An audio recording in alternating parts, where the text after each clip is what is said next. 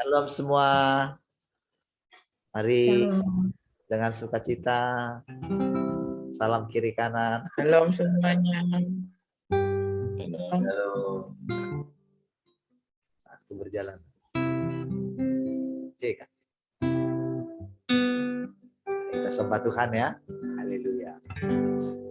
Saat ku berjalan,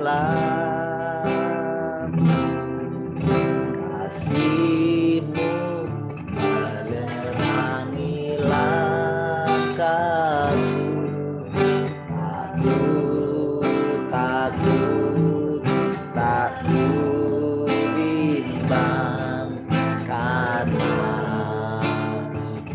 tahu Kau bersamaku. Sekali lagi katakan. Saat ku berjalan,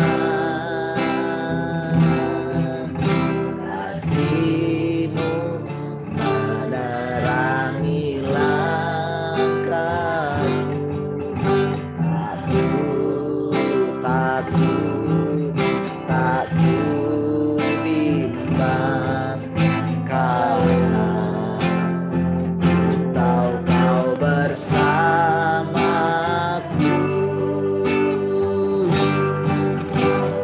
Beritahu yang terbaik bagiku.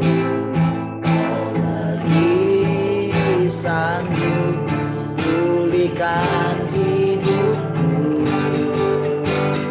Berserah, ku percaya, karena Yesus menolong yang setia.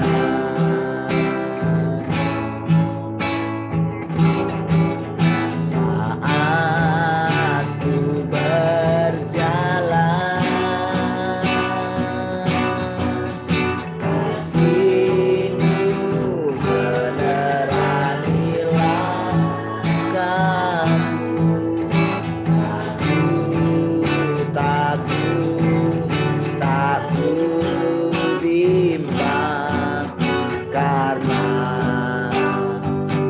tahu Kau bersamaku.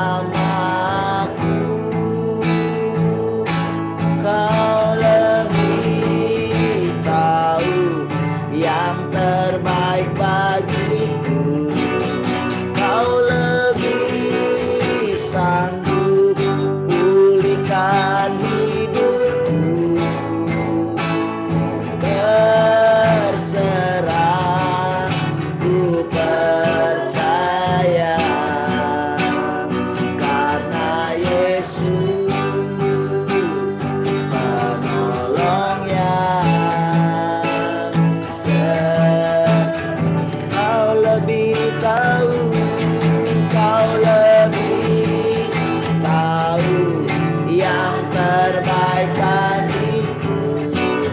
Kau lebih sanggup pulihkan hidupku. Berserah, ku percaya, hanya Yesus menolong yang setia. Saya katakan, Kau lebih tahu yang terbaik bagiku. Kau lebih sanggup pulihkan hidupku. Berserah, ku percaya, karena Yesus menolong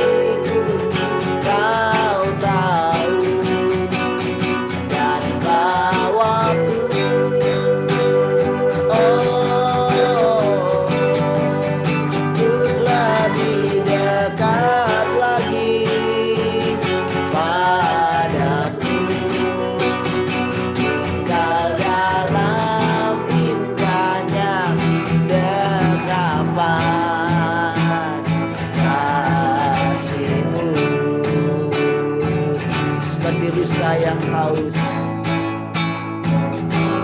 Seperti rusa yang haus, aliran sungai-Mu.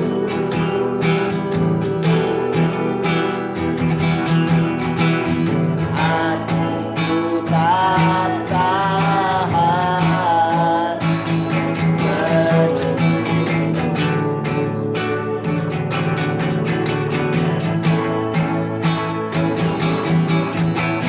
bagai tanah gersang menanti datangnya hujan.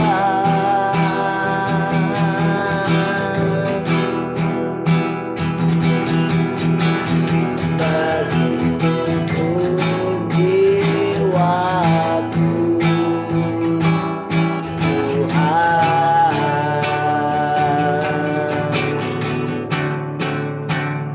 hanya Engkau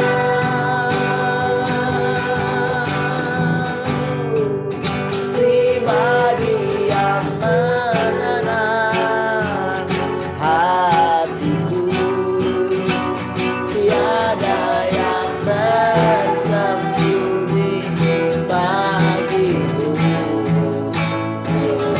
Isi hatiku Kau tahu, dan bawaku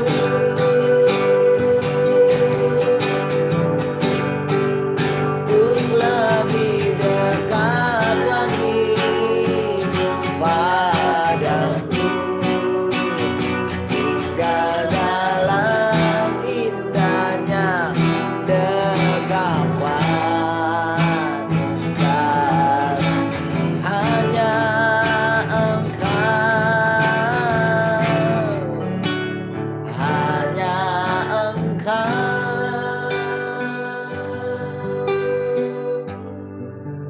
pribadi yang mengenal hatiku. Tiada yang tersembunyi bagimu. Seluruh isi hatiku Kau tahu, dan bawaku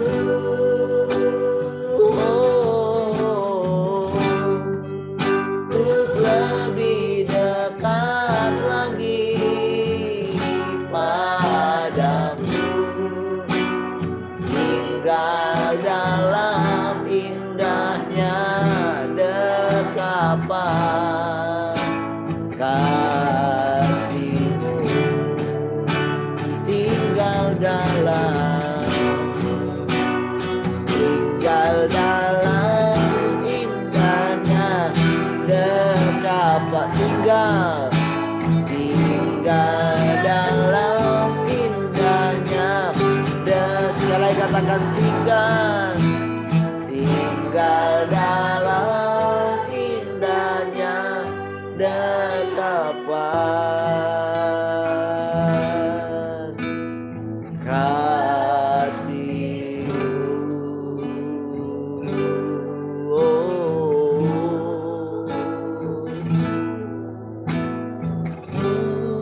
katakan ku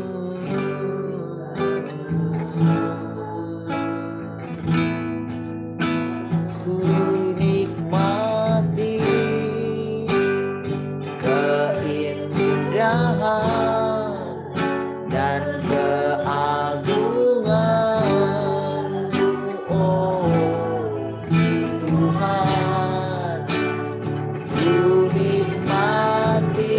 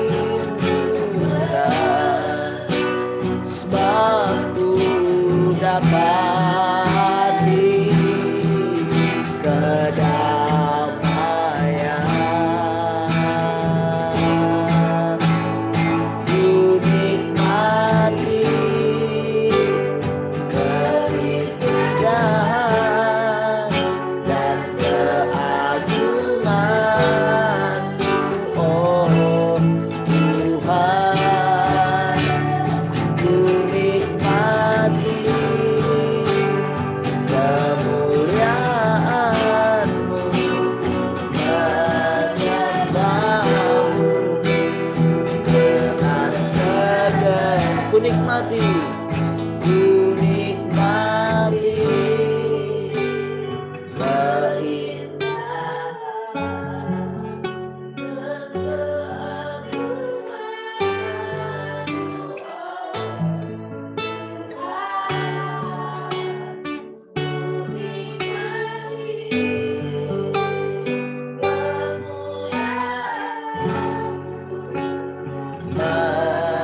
menyembahmu dengan, sekali lagi katakan, ku nikmati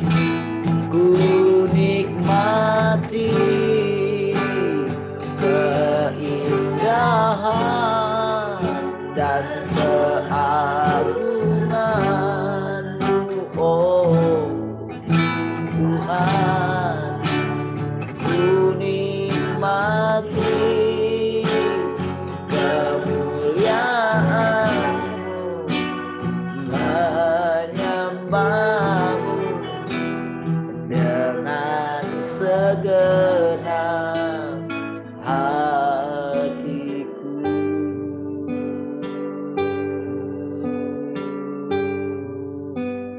Menyembah-Mu dengan segenap hatiku. Menyembah-Mu, menyembah-Mu dengan segenap hatiku.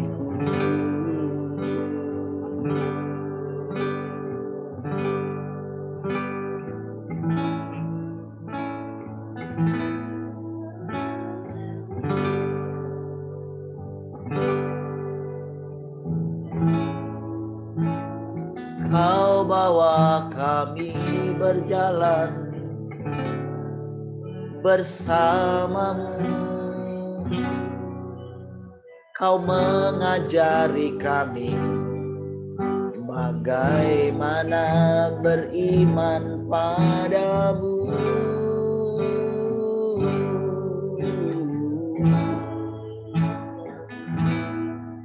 Kau bawa kami mengalami kebenaran-Mu, hidup-Mu Tuhan. Kau bawa kami menyelami kedalaman hati-Mu. Kau izinkan kami memandang kemegahan-Mu, bahkan memeluk-Mu Tuhan. Kami dapat memandang keindahan-Mu.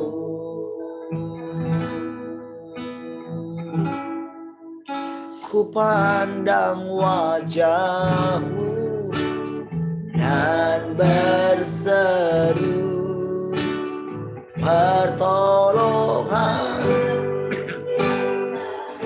dari-Mu. Peganglah tanganku, jangan lepaskan.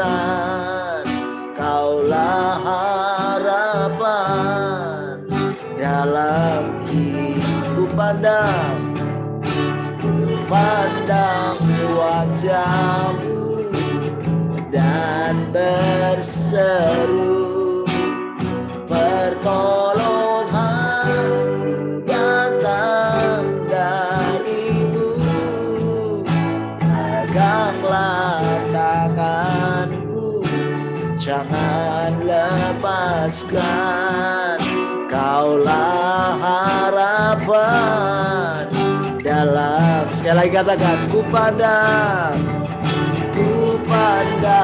wajah-Mu dan berseru pertolongan datang dari-Mu. Peganglah tanganku, jangan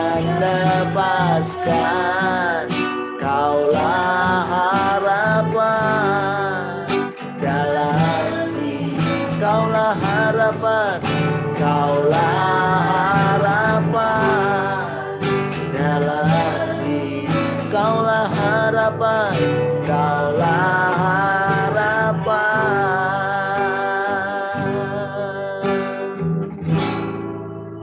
dalam hidupku.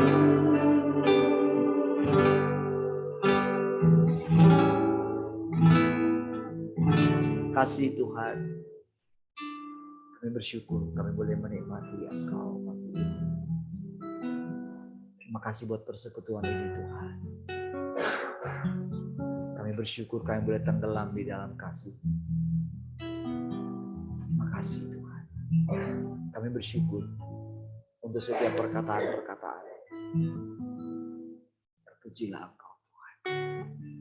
Haleluya. Mari semua yang mengasihi Tuhan sama-sama katakan amin. Gimana jadinya?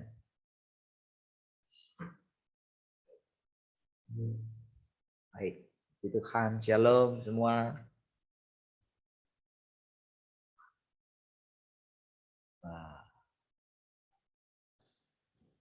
Haleluya, shalom. Cek suaranya dulu. Shalom semuanya. Selamat pagi. Shalom.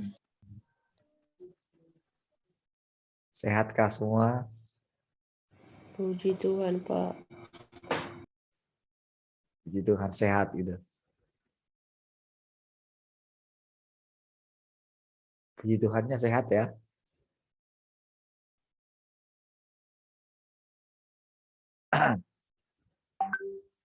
Cek tenggorokannya dulu. Gitu. Cek ada batuk-batuk enggak?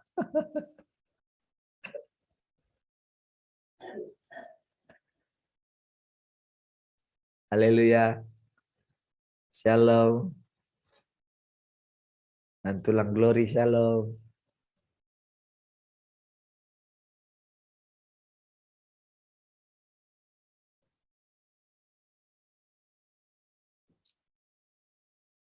Sudah sehatkah?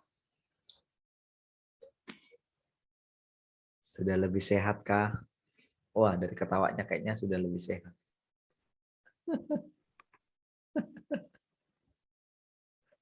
Tinggal batuk, Pak.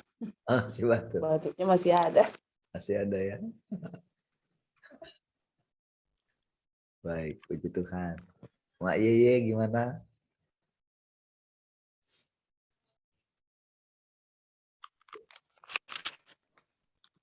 Puji Tuhan, sehat Pak. Puji Tuhan, sehat.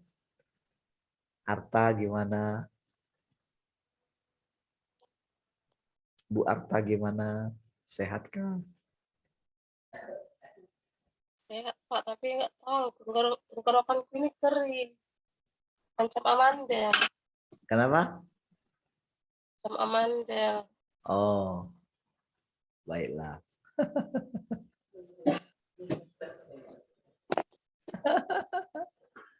Oke, puji Tuhan ya.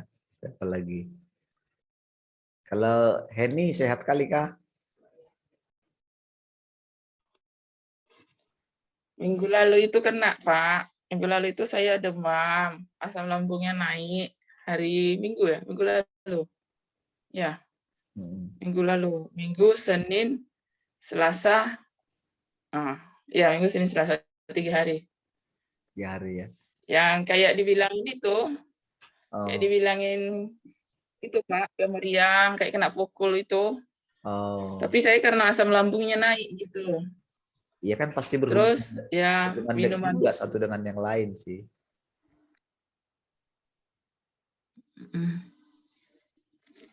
Cuma tadi kan Bapak cerita kan, yang di vaksin booster itu kan malah kena kan. Itu si Feby kena itu Pak, baru di booster ketiga. 1 bulan yang lalu, dia kena Omikron, sekarang katanya positif. Kayaknya makin divaksin, makin jadi positif gitu. Ada sesak nafasnya, ya kayak gitu, sakit tenggorokan. Saya bilang sama dia gejala kayak mana sakit tenggorokan, pegal, meriang, demam. Nah, tapi ada sesak nafasnya. Iya. Jadi harusnya ketika semua tadinya dihadapinya dengan tenang ya, sebetulnya semua bisa, kalau semua terus terang harusnya gitu. Istilahnya gini loh, ayo kalau misalnya dulu orang-orang yang inilah ya, yang di bidangnya masing-masing gitu. Kan selama ini kan karena ditutupi mereka semua, mereka jadi nggak bisa bicara. Kan itu kan sebetulnya kan. Jadi orang-orang yang pada ahlinya itu seperti terbungkam gitu. Jadi mereka nggak bisa bicara. Bentar ya, saya perbaiki.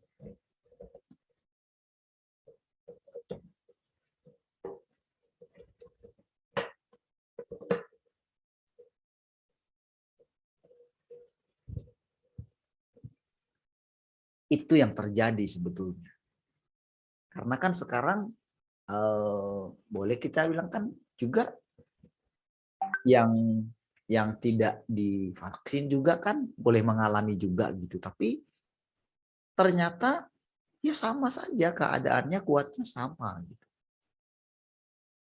Jadi kalau semua sebetulnya tenang saja gitu, tidak seperti kemarin gitu ya.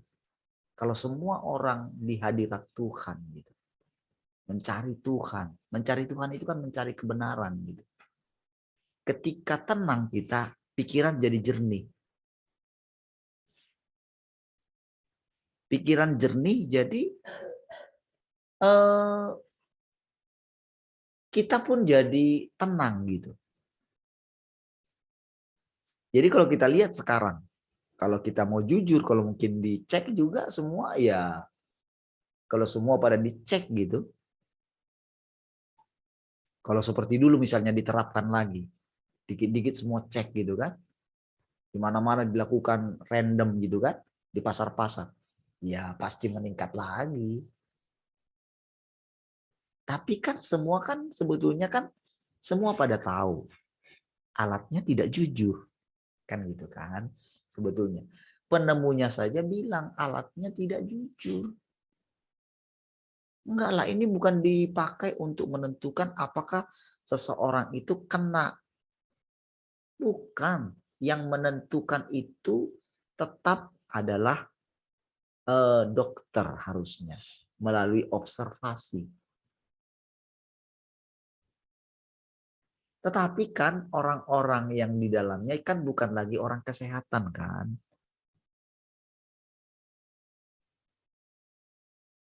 Yang menteri kesehatan yang harusnya orang kesehatan, masa kan bukan dari orang kesehatan. Kan gitu kan. Akhirnya apa? Mereka mengeluarkan statement-statement yang orang nggak bidangnya. Kan itu yang sedang terjadi. Harusnya kan kalau tenang, kalau benar-benar memang menghadapi ini adalah benar-benar menghadapi penyakit, tentulah yang diundang itu adalah ahli virologi karena katanya kan virus. Kalau kita sekarang bisa inilah mencerna kembali gitu kan. Jadi sekarang itu saudara, keputusan sudah diambil, sekarang baru ketahuan. Ternyata semua kacau balau gitu. Padahal sekarang kalau kita lihat adalah karena perubahan iklim. Apa yang membuat perubahan iklim itu? Apa yang membuat perubahan iklim? Kalau dulu orang berkata bahwa semuanya itu menuduh Tuhan gitu loh. Tuhan yang buat ini, Tuhan yang buat itu. Tuhan tidak melakukan itu. Itu semua karena manusia, keserakahan. Ibaratnya saudara, bumi itu dianiaya gitu loh sebetulnya. Ibaratnya begitu. Nggak dirawat lagi gitu. Bayangkan saudara mengandalkan Indonesia misalnya. Dalam hal untuk menjaga rumah kacanya. Gitu. Supaya kita itu Kalau dulu kan istilah daripada ozon, lapisan ozon dulu. Ingat nggak dulu? Dan mereka itu ternyata ada peneliti memang yang memang benar-benar meneliti bumi ini gitu. Sehingga mereka itu punya jam namanya kayak jam kiamat lah. Dari segi pengetahuan, mereka sudah mengetahui bahwa bumi ini nanti kayak mau ledak lah gitu, Saudara. Karena apa? Karena tidak bisa lagi dibendung.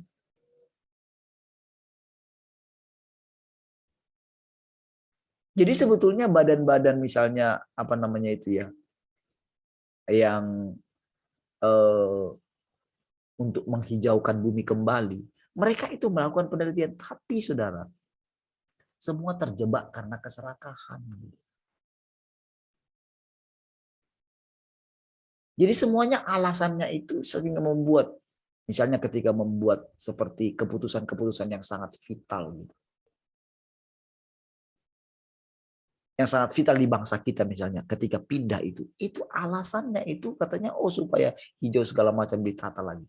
Di satu sisi betul. Tetapi saudara, karena tidak duduk bersama. Karena memang benar-benar semuanya itu mementingkan diri sendiri. Karena satu kelompok tertentu sedang berkuasa. Itu kayak nggak menganggap yang lain. Nggak menganggap lagi karena memang sudah diobok-obok masalah agama gitu ya. Ulama-ulama sudah dikatakan teroris. Jadi terjadi perang gitu. Jadi tidak berani gitu loh. Ayolah, dengarkanlah, ayo bicara gitu. Ketika nggak didengarkan, orang-orang yang sudah melihat ini gitu loh. Akhirnya mereka teriak. Dan waktu mereka teriak, karena nggak didengarkan, itu teriakan mereka itu mengandung emosi. Nah, emosinya ini yang ditekan. Dicari salah emosinya itu, saudara. Dipakailah ujaran kebencian. Itu yang sedang terjadi ini. Kalau kita lihat, saudara, kalau memang kita perhatikan gitu, keadaan seperti itu.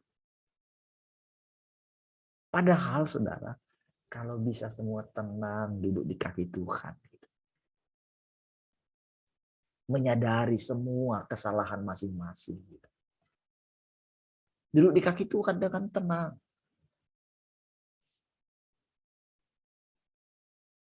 Ketika kita itu cukup dengan apa namanya? Ya cukup saja nikmati kayak dulu gitu loh. Orang kan kayak awal-awal sebelum orang mengenal uang gitu. Kan dulu kan barter gitu. Saling ketergantungan satu dengan yang lain gitu. Tapi begitu kenal yang namanya uang. Uang itu menjadi disetarakan dengan Tuhan gitu. Mamon itu gitu. Ketika diciptakan alat pembayaran itu gitu. Jadi ada nilai daripada kekayaan, kayak dihitung kekayaannya. Jadi orang berlomba-lomba, ukurannya di situ. Makanya negara-negara pun saling ingin menunjukkan kekayaannya. Lalu saudara lahirlah sistem bagaimana kayak menolong negara-negara lain. Padahal di baliknya ada hutang. Ketika si Pak menteri yang sudah tua itu yang saya bilang itu, mantan menteri itu, ketika dia ditanya, kan bantuannya dari luar negeri, dia bilang apa? Tak ada di dunia ini yang gratis, Bu. Nggak ada yang gratis.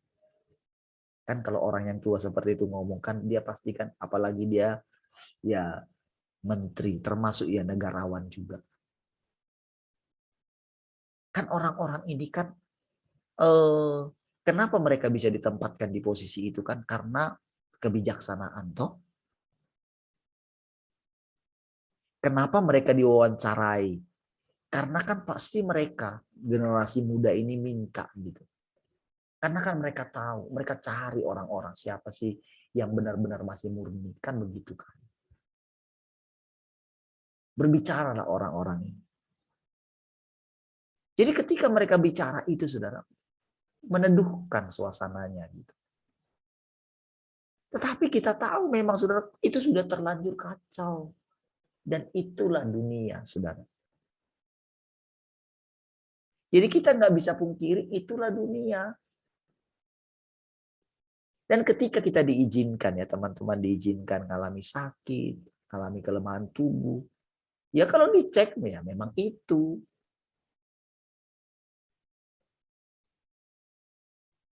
Kalau enggak itu, mungkin ya pas pada saat itu, alatnya itu ya pas lagi ke kita itu error gitu.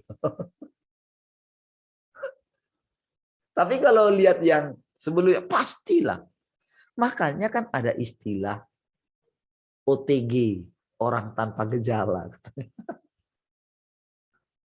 Itu istilah apa dalam kedokteran itu? Itu kan kalau seandainya para dokter itu bicara dari hati nurani gitu. Jangan karena takut gitu kan.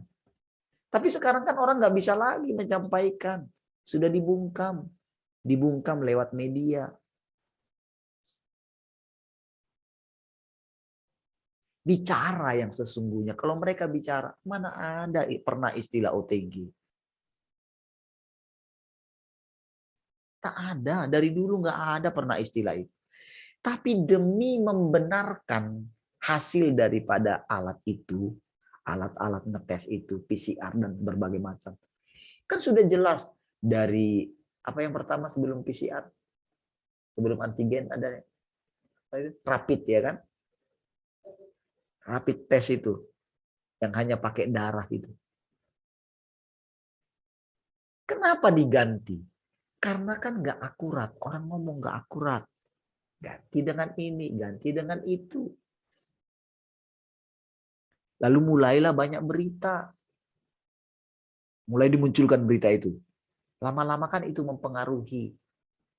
Kan orang semua baca berita, pemerintah juga baca berita. Oh, sudah ketahuan. Baru ketika disinyalir bahwa di tempat lain, di negara lain harganya sangat murah sekali. Dari harga 2,5 juta turun. Turun jadi berapa? Sampai 300. Sampai apa? Mulai banyak ditemukan yang dibilang itu, yang apa itu, yang mama-mama itu, yang nama itunya itu, karena bisa gratis itu. Maksudnya itu karena kan orang kan mengatakan, oh hasilnya cuma 24 jam. Waduh, antrinya saja sudah berapa lama. Lalu ya sudahlah, beli saja yang cepat. Bahkan karena mereka itu nggak mau dicek-cek, ya udah nggak usah dicek lagi. Ya, jujur saja lah kalau dimasukin benda ke hidung kita sampai ke dalam gitu. Sementara di negara lain tidak seperti itu, kan berbeda-beda kan. Sekarang dengan yang dikatakan sampai vaksin 3 pun tetap masih kena. Nalar orang kan mulai jalan toh.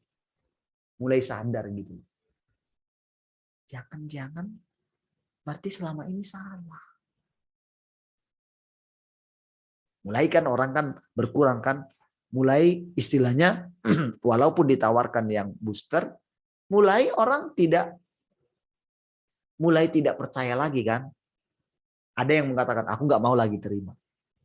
Karena mulai kan terbongkar gitu loh.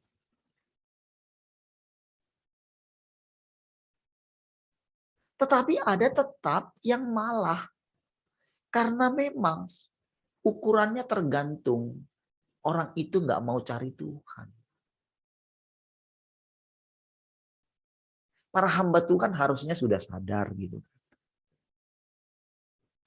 Kan sebetulnya saudara dengan keadaan itu Tuhan sedang menunjukkan kamu kan nggak punya iman lagi kan. Cuman nggak mau dibilangin kayak gitu sama Tuhan. Dianggap orang yang mempraktekkan imannya itu sebagai orang-orang pengacau. Di waktu yang kemarin mungkin seperti itu. Tapi sekarang ketika makin meningkat ini, sekarang kan kita sadar. Ketika kita lewat dari yang namanya takut akan kematian itu. Ketika kita rela kehilangan nyawa, ya sudah. Ternyata kan Tuhan berikan kita kekuatan iman, tambahan iman. Boleh dikatakan kita di booster iman kita. Gitu. Nah, yang dari dunia ini justru kan mereka sendiri yang membuktikan. Justru orang-orang yang di booster 3 yang kena. Lalu mereka buat narasi. Narasi apa lagi yang mereka buat? Untuk membenarkan apa yang mereka sudah ambil keputusan kemarin. Narasi apa mereka buat? Mereka buat narasi. Sekalipun sudah lengkap bahkan booster, tetap harus menjaga. Apa bedanya dengan orang yang tidak divaksin? Perketat, malah ditambah lagi maskernya jadi 3 lapis. Cobalah. Tetapi orang-orang karena sudah membenarkan perkataan dia, gagasan dia, tidak mau diruntuhkan loh gagasannya sama Tuhan. Kalau mereka dulu di kaki Tuhan, pasti mereka akan mendengarkan kalau mereka sadar gitu loh. Coba dengan keadaan kayak gini, imanmu di mana? Coba kamu ingat dulu ketika pertama kali kamu berjumpa dengan aku. Kamu ingat nggak ketika kamu dulu sudah selang di mana-mana? Ketika kamu lolos dari kematian, kamu ingat nggak? Kamu itu sembuh karena apa? Karena obat kah? Atau karena Tuhan, karena aku? Apakah bukan karena aku datang kepadamu, aku datang di ranjang di mana kamu terbaring, aku datang ke sana, aku pegang tanganmu, kamu sembuhkan. Di mana imanmu yang dulu seperti itu? Kenapa kamu mengandalkan? Kenapa setelah kamu punya uang, kamu mengandalkan doktermu? Kenapa setelah kamu punya uang banyak, kamu mengandalkan hasil-hasil daripada cekmu yang rutin gitu, cek kesehatanmu yang rutin. Lalu kamu bangga mengatakan, oh aku sehat seperti ini. Tingkat kesehatan, saturasi oksigen segala macam. Sehat tes semua. Di mana imanmu yang dulu ketika kamu nggak punya uang? Bukankah kamu itu aman? Kamu pergi kemana-mana, kamu tidak takut. Bahkan aku pakai untuk menyembuhkan orang, mendoakan orang, membuat KKR kesembuhan di mana-mana. Tapi kenapa sekarang imanmu di mana? Berarti kan imanmu yang kemarin itu kan nggak betul sebetulnya kan. Berarti ketika kamu menyembuhkan, melakukan KKR di mana-mana, kamu mendoakan orang, berarti kan itu bukan karena kamu kan? Berarti karena aku kan yang menyembuhkan kan? Kalau mereka berani, saudara, merendahkan diri di hadapan Tuhan, mengakui kesalahannya, inilah yang diminta Tuhan ketika dia datang sekarang. Makanya dia datang ketok pintu. Masih engkau dengarkah ketokanku, kata Tuhan. Tuhan datang, yang datang itu firman-Nya, saudara. Ketika dia datang pertama itu, dia ketok, dia makan sama-sama kita.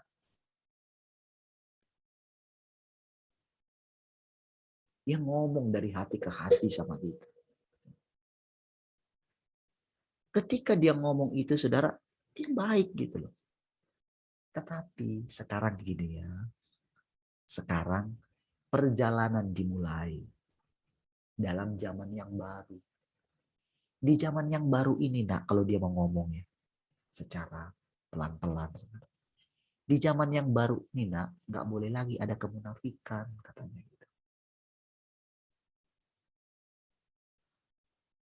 Orang penakut nggak boleh masuk di zaman ini, nggak bisa. lingkungan kerajaanku ini nggak ada orang penakut, katanya. Nah, dilatihlah tentang masalah iman kita. Berjalanlah kita ini, saudara.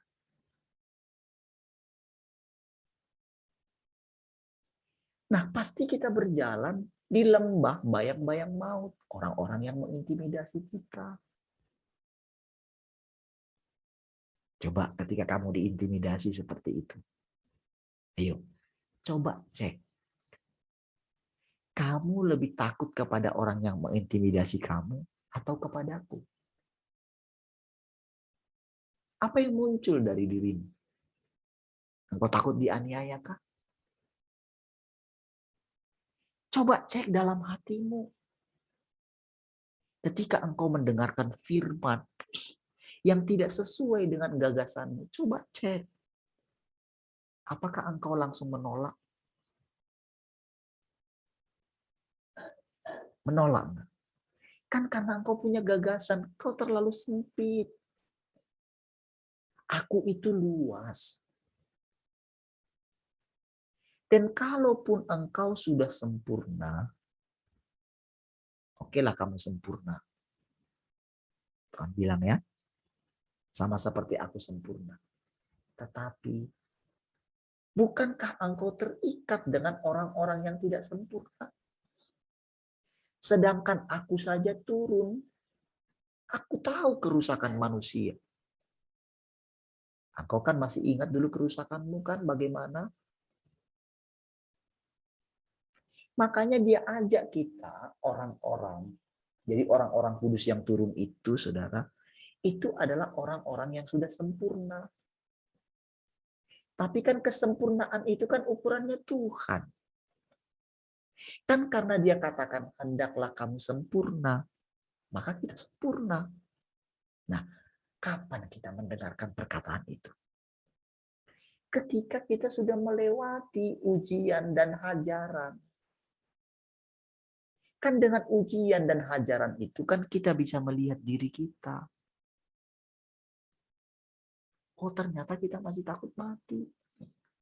Oh, ternyata ketika kita dianiaya kita masih bereaksi. Kita masih membenarkan diri kita. Itu yang dialami oleh Ayub yang dia tidak ketahui. Dia pikir kalau dia sudah baik-baik saja semua, sudah oke. Ternyata ketika dia diperhadapkan dengan kata-kata daripada sahabat-sahabatnya itu, yang mulai mengatakan, jangan-jangan kamu begini, jangan-jangan kamu begitu. Emosinya muncul.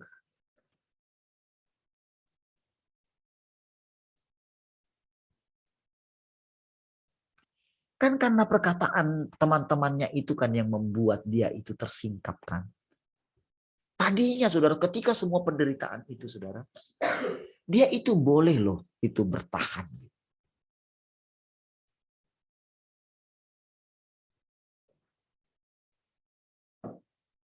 Bayangkan itu satu peristiwa yang luar biasa yang dialami dia.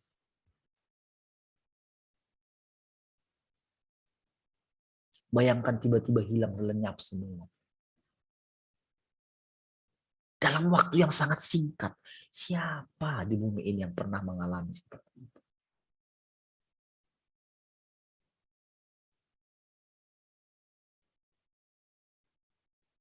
Siapa? Mana ada yang bisa sanggup kalau bukan dipilih oleh Tuhan? Kita pun demikian. Ketika kita melihat pengorbanan Tuhan seperti itu, apakah kita sanggup? Tak. Jadi kita nggak perlu memikirkan harus mati seperti itu. Kalau Petrus dipilih mati seperti itu karena Tuhan izinkan dia menyatakan kasih. Jadi ketika dia disalibkan terbalik itu benar-benar tidak ada unsur mau membenarkan dirinya. Karena Tuhan sudah pernah berfirman kepada dia di masa mudanya. Ketika engkau muda. Engkau bebas kemana engkau pergi. Tetapi ketika engkau sudah tua, engkau akan memberikan tanganmu untuk diikat.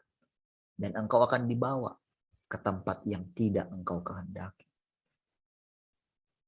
Apa maksudnya, saudara? Sepanjang hidup Petrus, sampai dia disalibkan terbalik itu, dia merenungkan perkataan itu. Kapankah peristiwa itu datang, Tuhan? Jadi dia pegang, saudara, ini perkataan. Tujuan hidupnya. Karena dia membayangkan Tuhan Yesus itu, saudara, adalah benar-benar yang kudus dari Tuhan. Tetapi dia memilih mentaati Bapa. Tahukah saudara? Itu hidupnya Yesus itu, saudara. Itu terpampang jelas di hadapan Petrus, saudara, dalam perjalanan hidup. Ketika muncul Paulus, saudara, ketika pelayanannya besar, mungkin orang-orang membandingkan pelayanannya. Ketika perkataan Paulus itu sampai, ketika dikatakan, oh rasul yang gimana itu gitu. Rasul yang itu kan sindiran, saudara. Sindiran daripada Paulus. Dan itu dia dengar.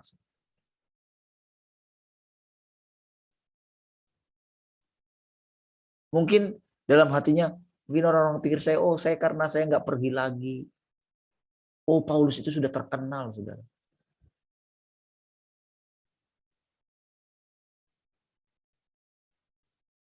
Dia terkenal ke seluruh dunia, saudara.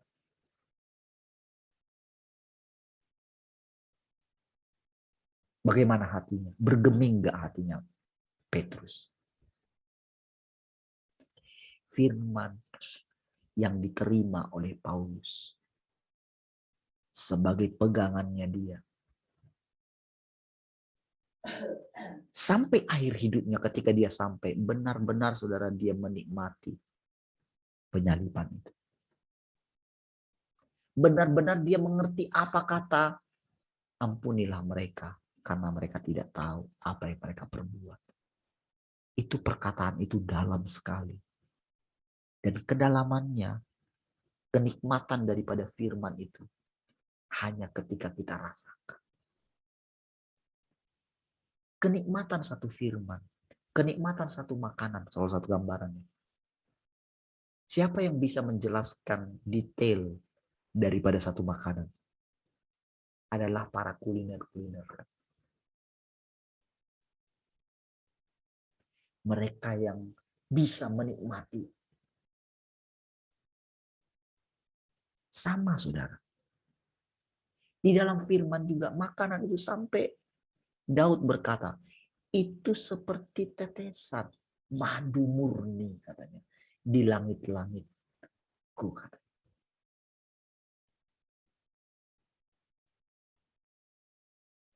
Seperti rusa yang merindukan air, gitu. Di tengah kehausan, di tengah seorang di padang gurun menantikan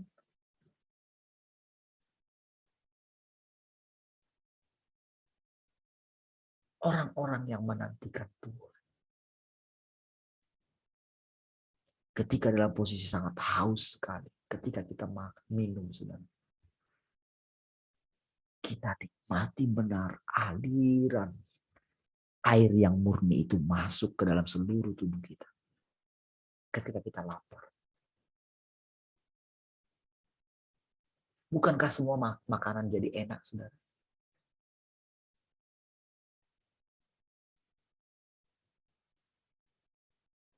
Dan semakin kita bersekutu dengan firman itu, saudara.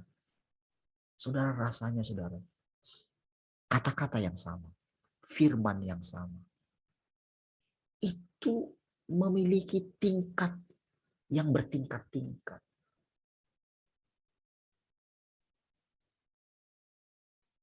Itulah hasil daripada kita duduk di kaki Tuhan. Semakin kita makan firman-Nya, Tadinya kita berpikir begini. Kita tahu banyak. Kita baca Alkitab banyak. Tahu nggak saudara? Banyak di antara para teolog-teolog itu akhirnya murtad kan. Menjadi mualaf kan. Tahu kenapa? Karena interpretasi mereka yang harusnya membawa kehidupan kepada mereka. Tapi akhirnya membuat mereka keluar dari kehidupan. Karena apa, saudara? Mereka tak pernah mengasihi Tuhan dari hati mereka yang paling dalam. Saudara, sebetulnya Tuhan kasih tema hari ini, mengasihi Tuhan dengan segenap hati, segenap jiwa, segenap kekuatan, segenap akal budi. Itu firman dalam sekali, saudara.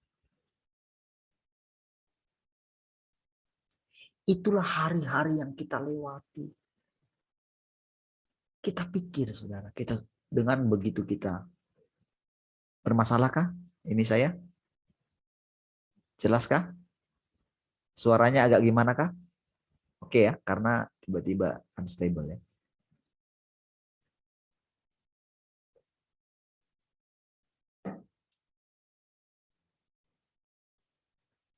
Saudara,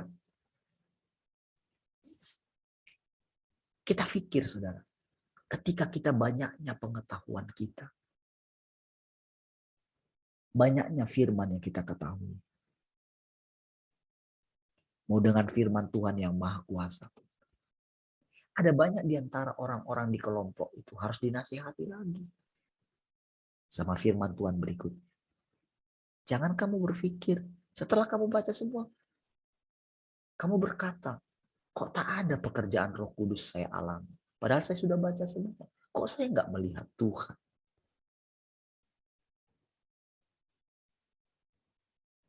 Tidak mungkin kamu tidak bisa melihat Tuhan kalau kamu benar-benar menerapkannya dalam hidupmu. Oh, saya nggak bisa menerapkannya karena kamu menjadi pasif.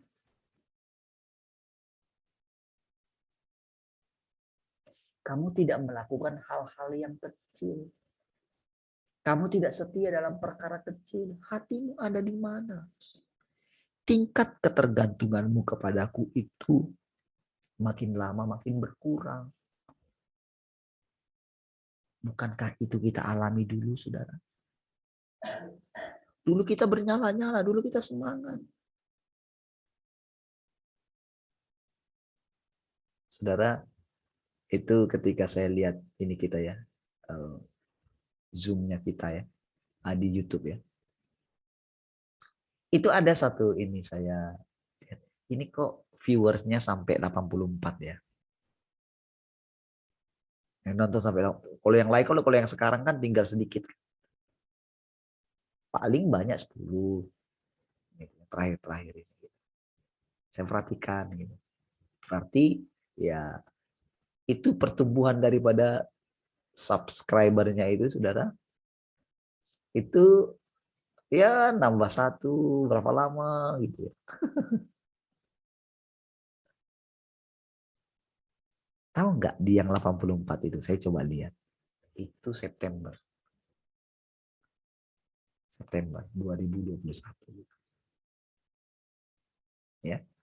Tahu nggak di situ ketika saya lihat, wah mukanya cerah semua gitu. Coba nanti sudah lihat ya. Perhatikan. Kenapa kayak gitu? Tahu nggak?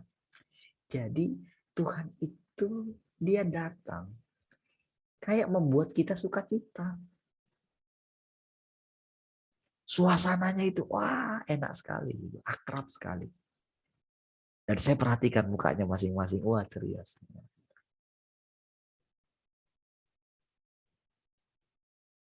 Saudara, itulah kita.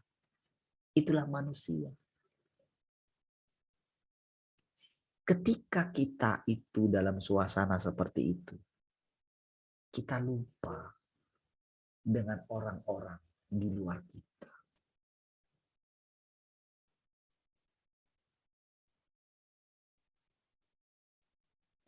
Ketika suasana iman kita, wow, kita nggak sakit segala macam. Oh, karena iman kita. Lalu Tuhan buat suasana yang lain. Dia izinkanlah kita mengalami sakit. Dan kalau saudara ingat yang kemarin-kemarin, yang sebelum Omikron ini pun saudara sudah merasakan juga.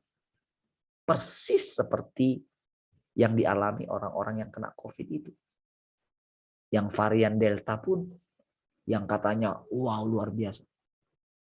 Diizinkan ngalami. Tapi kita lolos. Gitu.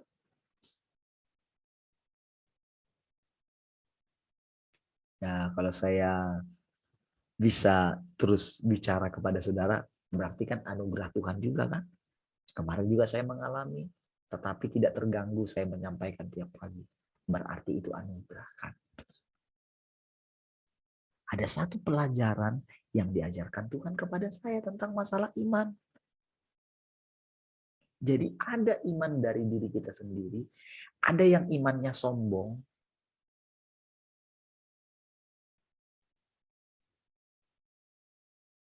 dan lebih baik saya mati. Tapi tahukah saudara, firman itu juga menguji. Nah, ujian itulah yang kita nikmati. Ketika kita itu duduk di kaki Tuhan seperti Maria, apa yang dibilang Tuhan tentang Maria? Marta, Marta, engkau terlalu memusingkan banyak perkara. Hanya satu yang perlu.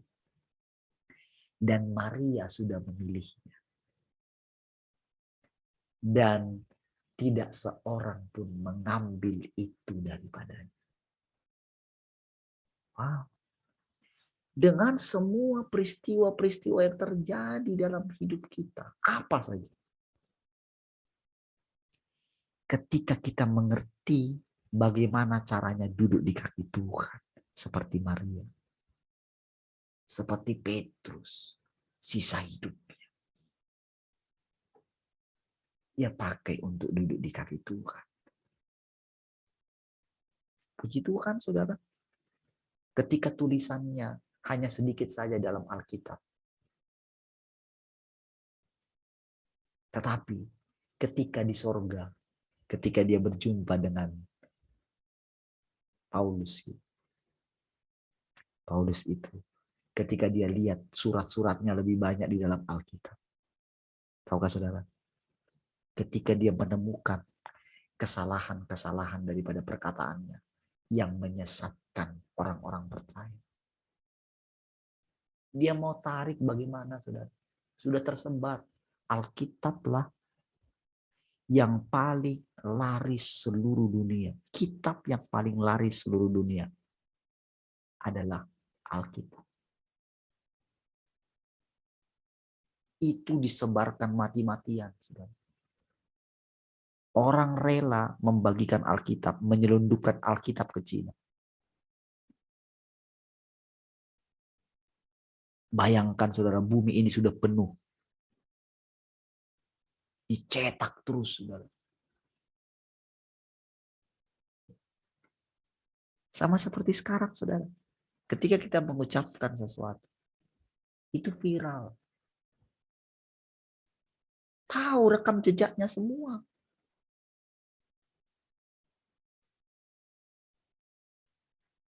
Saudara, disitulah saudara, Petrus ketika walaupun tulisannya sedikit.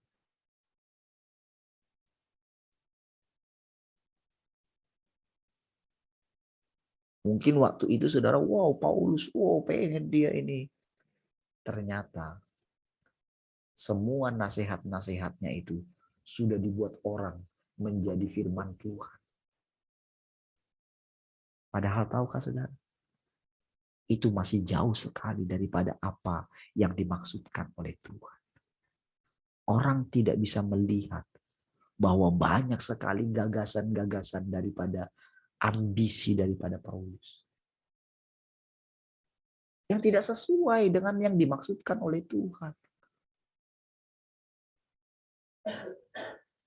Banyak orang, saudara, membangun manusia roh. Kok dibangun? Dibangun pakai apa? Pakai bahasa roh.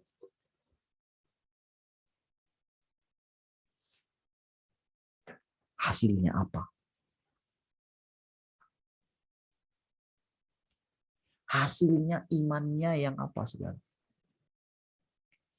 Iman buatan manusia. Lahirlah para dukun-dukun. Bercampurlah para dukun dengan pendeta.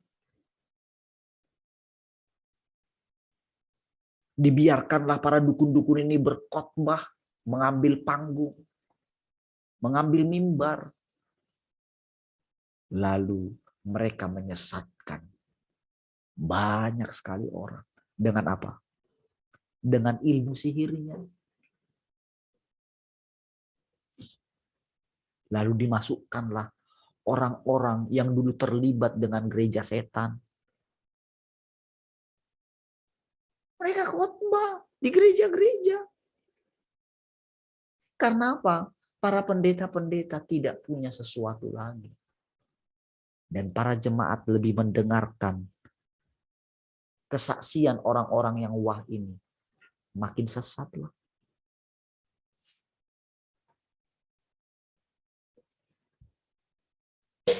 Disitulah, saudara, sebetulnya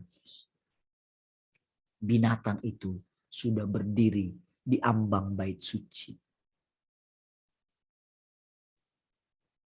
Di tahtanya bait suci itu.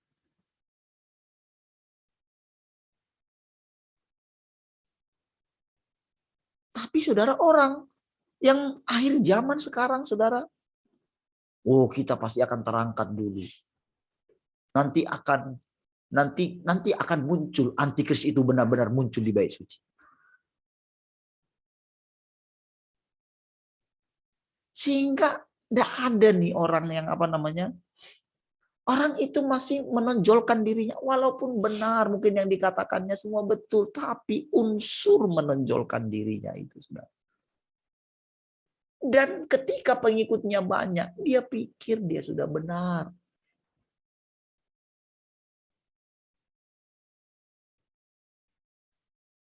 Hanya satu yang perlu. Nah, jadi ketika kita dibawa, jadi orang-orang yang ketika mikirnya salah juga. Yang penting itu sekarang kita itu, di hadapan Tuhan lah gitu. Dulu di kaki Tuhan lah. Sementara ketika bekerja, bagaimana ketika bekerja? Jadi memisah-misahkan. Tidak begitu juga. Bagaimana sikap kita? Sama nggak sikap kita? Ketika kita di tempat tersembunyi kita, di hadapan Tuhan, dengan ketika kita berhadapan dengan orang. Kita jaga nggak marwah kita sebagai hamba Tuhan? Kita jaga nggak pribadi kita? Ketika kita tidak di hadirat Tuhan. Dalam arti ketika kita di kamar sembunyi kita ya. Ketika kita bekerja, sama enggak? Ketika Tuhan memberkati kita. Kan kita tahu kan semua dari Tuhan. Lalu ketika kita diperhadapkan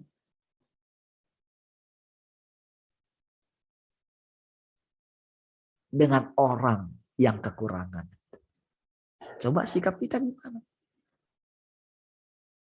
Ketika kita diperhadapkan dengan orang yang meminjam kepada kita. Coba. Itu saudara ujian kepada kita.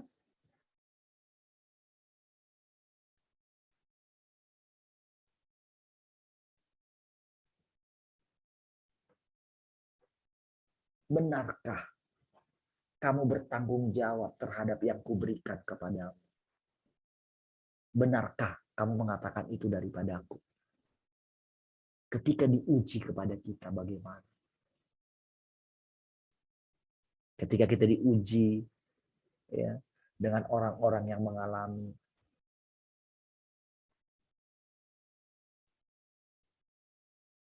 gimana? Kalau mau hitung kebutuhan, saudara. Kebutuhan.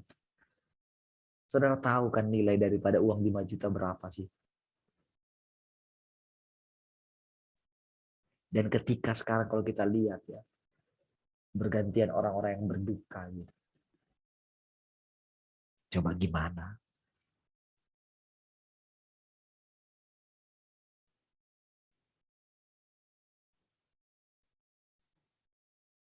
Saudara, itu latihan bagi kita setiap hari.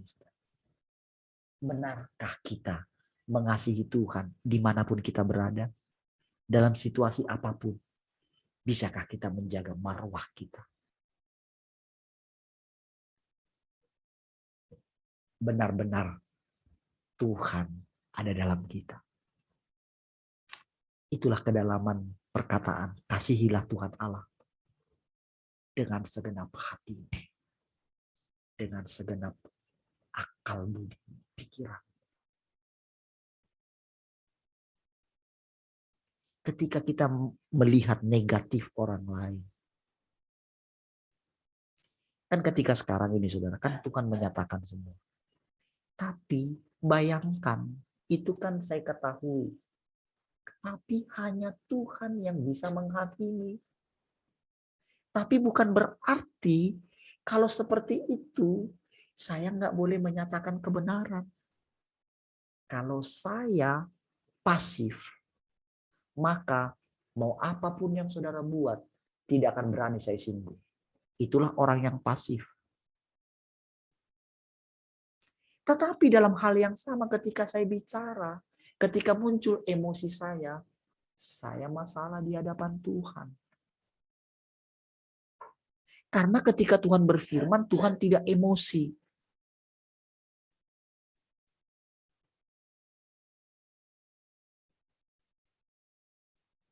Disitulah saudara ketika datang di hadapan Tuhan. Disitulah saudara perkataan-perkataan Tuhan. Perkataan Bapaknya meneduhkan hati Yesus ketika kita lihat emosi dia menjungkir balikkan saudara. Meja-meja penukar uang. Sampai muridnya kaget. Nggak pernah lihat guru kami kayak gitu. Apakah dia melakukan berkali-kali? Sekali saja dicatat dalam Alkitab. Kenapa? Terkutuklah orang yang marah katanya. Kalau mengatakan jahil harus dihukum katanya. Wow. Itulah yang sedang kita lihat di dalam diri orang-orang di bangsa kita ini.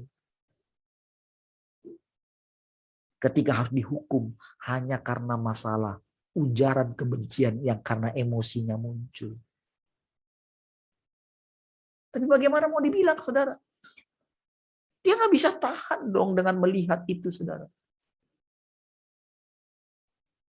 Dan tahukah, saudara? Itu adalah perasaan Tuhan juga. Ketika dia melihat ketidakadilan. Tapi siapa, saudara, yang merasakannya? Manusia. Siapa yang memanifestasikannya? Manusia. Dia nggak takut mati orang-orang ini. Apa yang membuat dia tidak takut mati? Roh Tuhan. Firman Tuhan. Itulah salah satu bukti bahwa Tuhan sedang datang atas bangsa kita. Sedang ada. Tetapi orang yang memikul Tuhan ini, yang tanpa sadar, dia sedang pikul Tuhan itu. Ketika dia sombong dengan itu pun bisa, kan ada rekam jejak semua. Semua punya rekam jejak. Ketika dia mau muncul gitu, tampil gitu, itu langsung dihadang dengan rekam jejak. Siapa yang buat? Tuhan.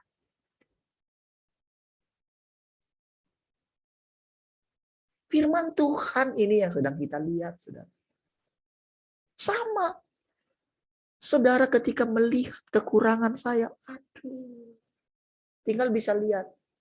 Tinggal saudara bisa lihat saja rekaman-rekaman YouTube. Apa yang saya sampaikan. Bisa saudara lihat kekeliruan saya banyak sekali.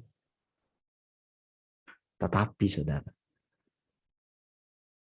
hari ini, setiap hari, saya mengalami disempurnakan oleh Tuhan. Semua kita. Jadi ketika orang mungkin mengatakan kepada kita tentang hal-hal kita di masa yang lampau. Oke. Ketika saya mengatakan tentang Petrus begini, Paulus begini, segala macam. Itu kan dari mulut saya kan. Kalau saya menganggap diri saya lebih daripada mereka, saya pasti dihakimi. Perkataan yang lembut yang Tuhan bilang untuk menjaga saya apa, saudara? Bukankah kamu percaya, punya iman sekarang? Bukankah karena perkataan-perkataan mereka dulu?